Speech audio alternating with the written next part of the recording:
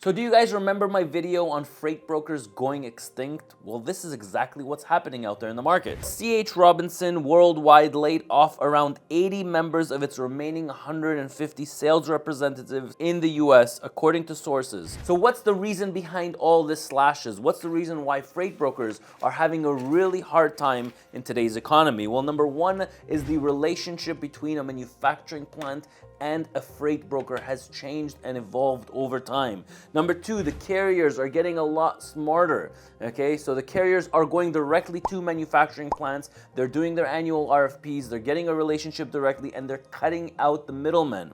Number three, manufacturing plants are sick and tired of freight brokers marking up 20-30% on their shipments, and larger manufacturing plants prefer to work directly with carriers than they do with freight brokers.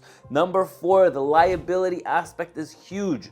Okay, so a manufacturing plant, okay, if they hired a broker and that broker hired a carrier and the broker defaulted in their payment to the carrier, that carrier has every legal right to go after the manufacturing plant. And yes, in a lot of cases, that manufacturing plant paid a second time. And if you don't know how to do this, and if you have an outstanding invoice where a broker doesn't pay you, then follow my guide below and I'll give you the tools you need in order to go after the manufacturing plant directly if a freight broker did not pay you for your service. And the fourth biggest reason why freight brokerages are suffering right now is because technology is taking over and they are eliminating the human interaction with people to people. So back in the day, a freight broker would have a personal relationship with that manufacturing plant, that traffic manager. Today, those human relationships are kind of fading away. The times that a freight broker would go around, drive around and fine and dine,